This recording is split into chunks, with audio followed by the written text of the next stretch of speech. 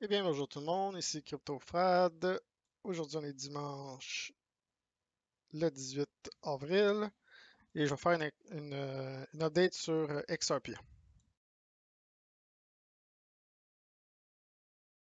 Donc, comme vous avez pu le voir, on a eu un update, pas un update, mais on a eu un dump de 28% hier. Euh, pour l'instant, c'est pas encore c'est pas une confirmation qu'on va dans un bear market parce qu'ici, on avait notre support à 1,10$. On l'a testé, puis on avait encore beaucoup d'acheteurs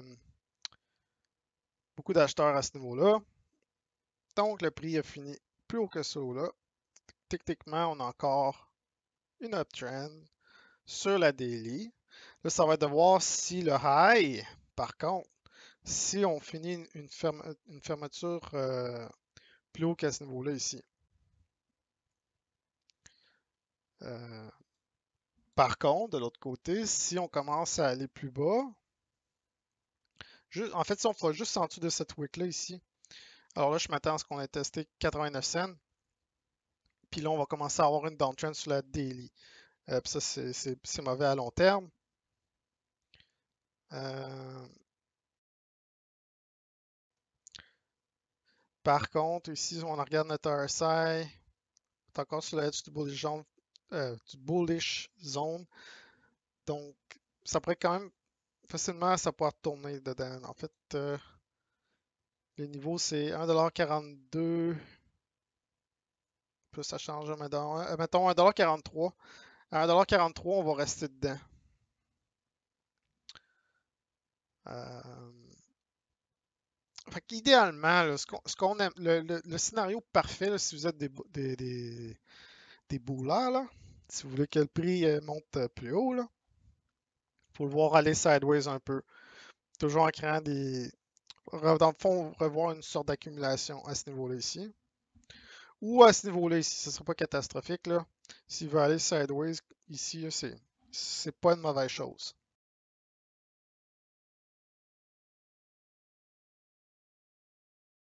Attends, je vais aller voir le 12 heures. Euh,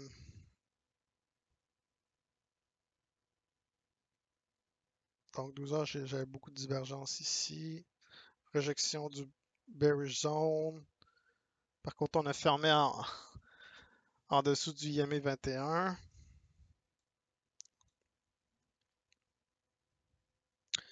Pour l'instant, c'est un peu trop tôt pour le dire. Par contre, si je vois sur un lower time frame, mettons une 4 heures, on peut voir qu'on est en train d'avoir un bearish cross ici. En fait, plus qu'on reste, plus le prix reste en dessous de 1$, mettons 47, 48, et évidemment, éventuellement, on va avoir une bad cross ici entre le IME 21 et le IME 50.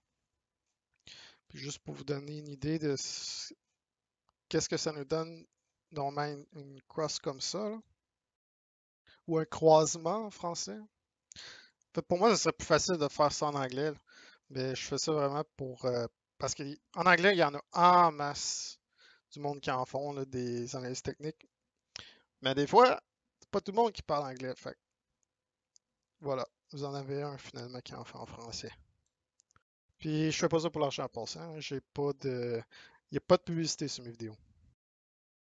Fait que bref, ici, on peut voir là, le cross là, entre la ligne verte et la ligne jaune. Le prix de leur tester, en fait, il était plus haut là, ici, mais bon. Mettons qu'on teste à partir, mettons qu'on t'embarque sur le Yumi 50, ça donne un drop de 24%.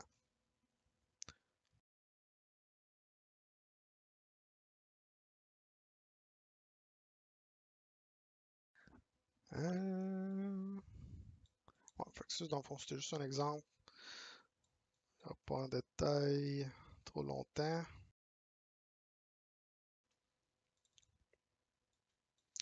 Donc, c'est ça. Pour XRP, idéalement, j'aimerais avoir des fermetures en dessous de, au-dessus de 1,50$ avant de dire que le prix, oui, il va remonter vers un new all-time high. Par contre, si on commence à fermer en dessous de 1,16$, alors là, je vais aller sur celle-là, c'est pas grave. Alors si jamais si ça ferme, si on ferme une 4 heures en dessous de 1,10$, mettons, là je m'attends à ce que le prix aille à 90 cents.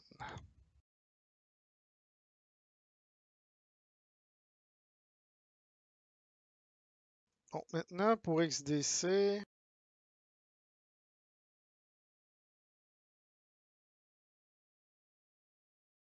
ouais, même chose ici, j'ai un sell signal sur. C'est une sorte de stochastique, là, mais ici j'ai un sell signal, bref.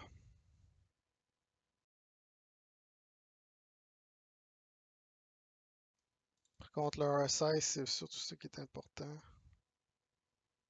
Ça, c'était 12 avril, 18. Ouais, c'est genre du bullish divergence. Ouais, ouais, ouais.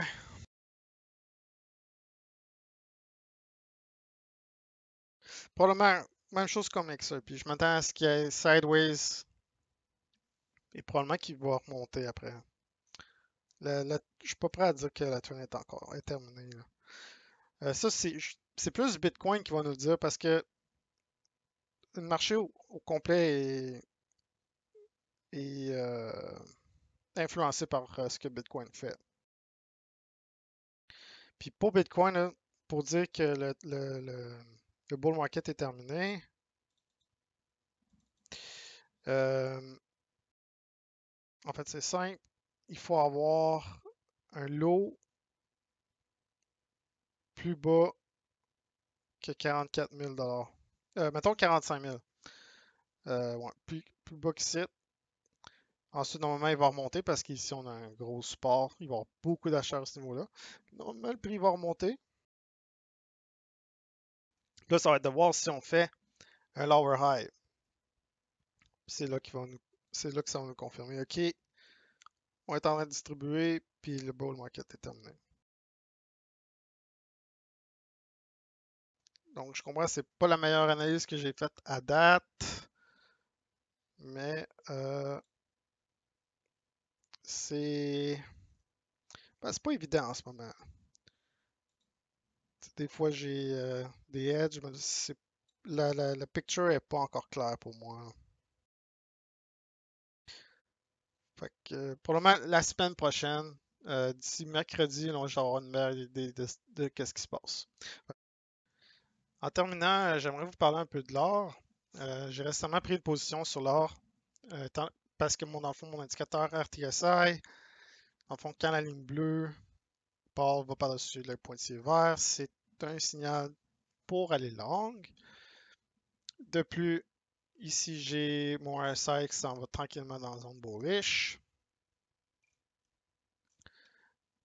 Et en plus de ça, j'ai la weekly qui est en train de revirer de bord ici.